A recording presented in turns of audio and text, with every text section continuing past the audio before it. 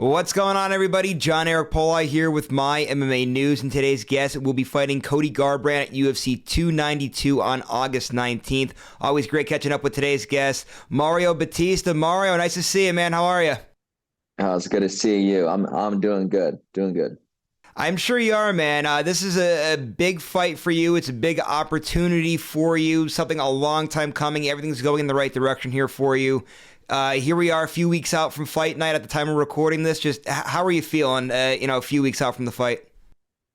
Oh, I'm feeling good. It's been a buildup, during this camp, and so right now I'm kind of redlining it in practice, and I'm feeling good. This is definitely one of the best camps I've had. So fingers crossed, everything goes good for the rest of the time. And is this the biggest fight of your career, would you say? Oh, absolutely. I think each fight, your next fight is the biggest fight of your career. And this one, definitely is, and it's due to the fact that he's a former champion and he has a pretty big name.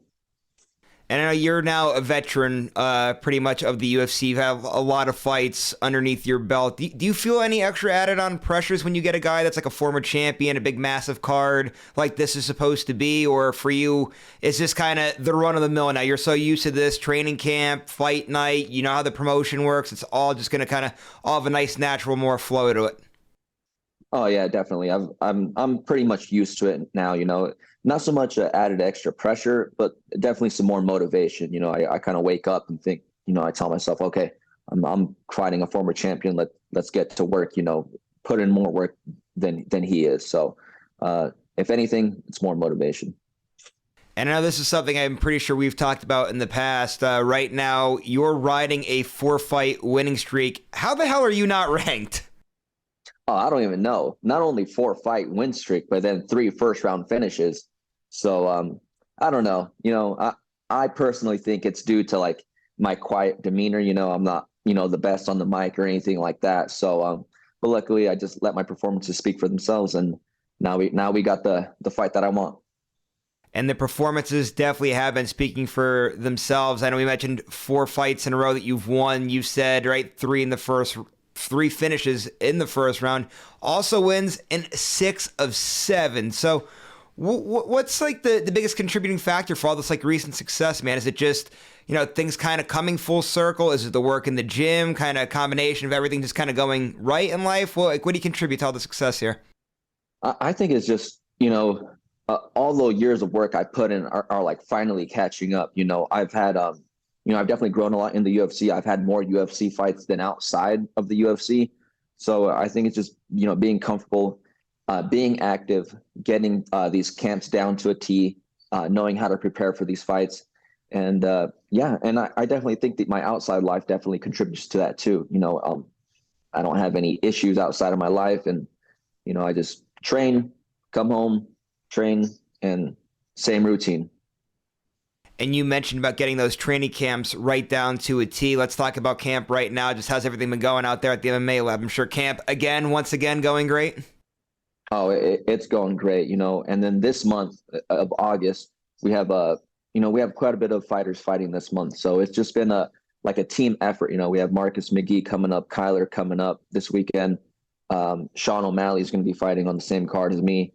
So it's been a team effort for sure this month. And I wanted to ask you, too, about Sean O'Malley. Of course, you guys teammates for a while now. He's going to be fighting on the main event that night. Just how's he been looking throughout camp right now? And have you gotten to work with him at all during the camp?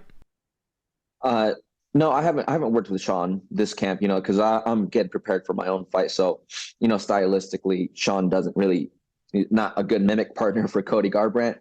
But no, Sean's doing great. He's working with some of the guys in our gym, some of the younger guys that can mimic Aljamain Sterling very well.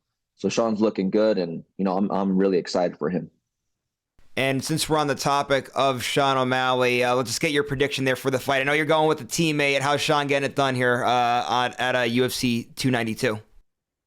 I think Sean's going to get a finish. He's just one of those guys that can perform under those lights. And pull it out of the bag. In those high intense moments. So I definitely have Sean by finish. He could definitely knock him out, and I wouldn't be surprised, if you see Sean kind of, maybe go for a submission or so. All right, so now I know you had mentioned when I asked you about Sean earlier, you said, yeah, not really getting the work in with him because he's not kind of the best person to mimic Cody Garbrandt. It's funny, I've been seeing this more and more with guys that train at a lot of these high-level gyms. The big advantage that a lot of times you guys have is that there is somewhere, by the luck of it, somewhere in the gyms, if you have so many bodies, there is somebody that's there to mimic the opponent. Do you guys have one at the MMA Lab? Is there somebody that you're mostly getting your rounds in that's able to mimic Cody and really give you pretty much a similar look to what you're going to see on fight night?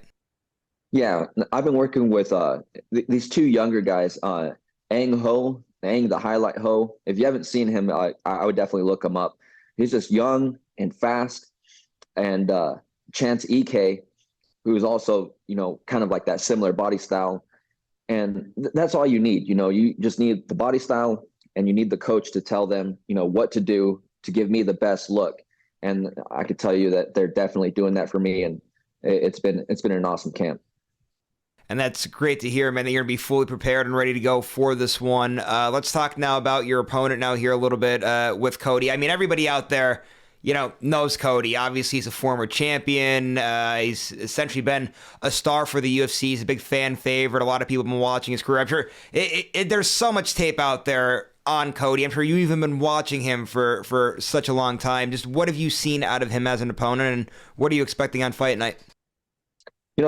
Back then, we all know what Cody's capable of, but lately, these past few fights, I don't want to say it's like decline in his performances, but he's definitely switched things up. He's not been like the Cody of late. So there's definitely some things I'm going to take advantage of, and just get the job done.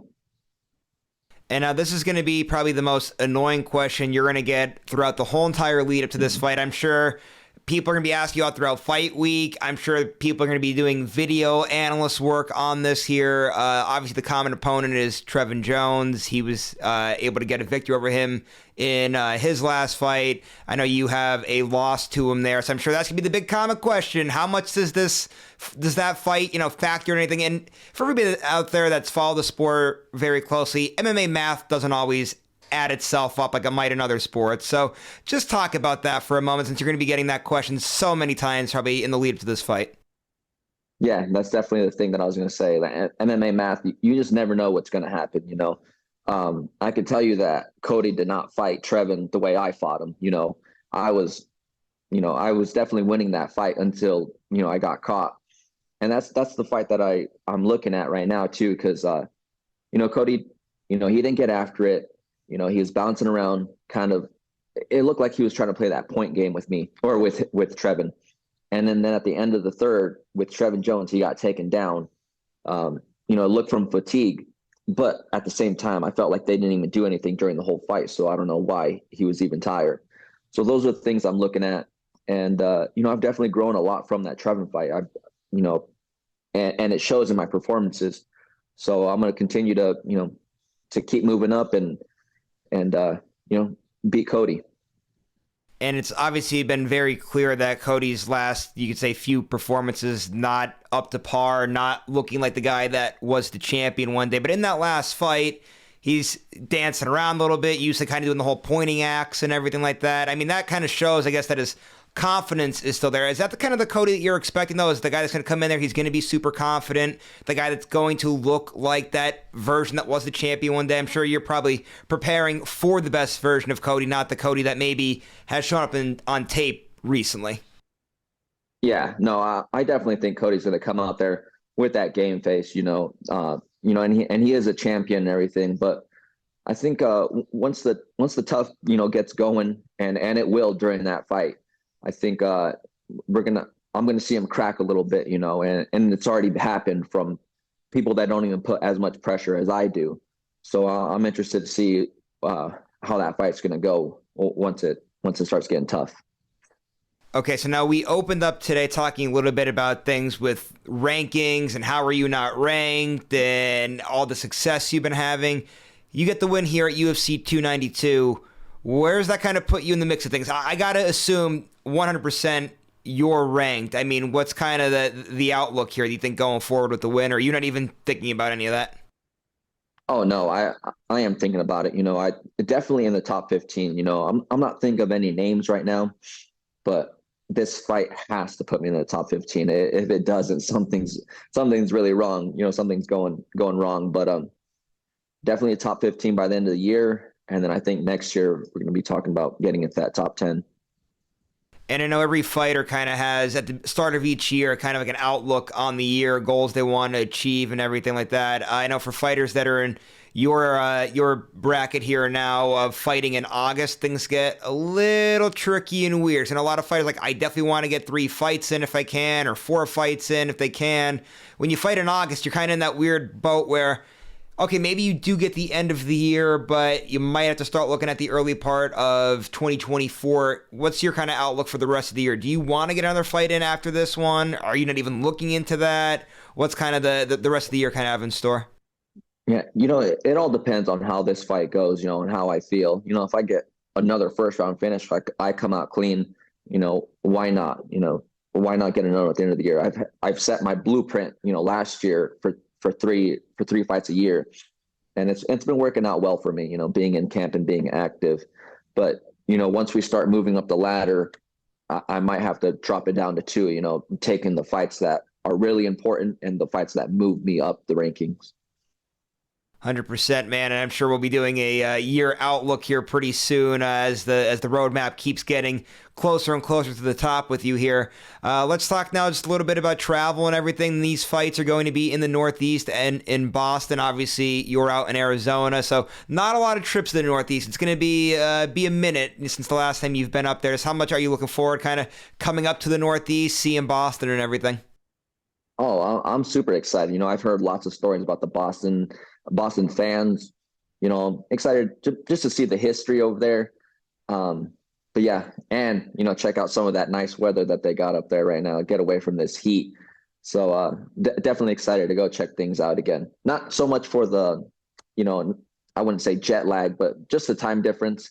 It kind of doesn't help me out a lot going that way. But we're gonna adjust to it, and we're gonna have some fun.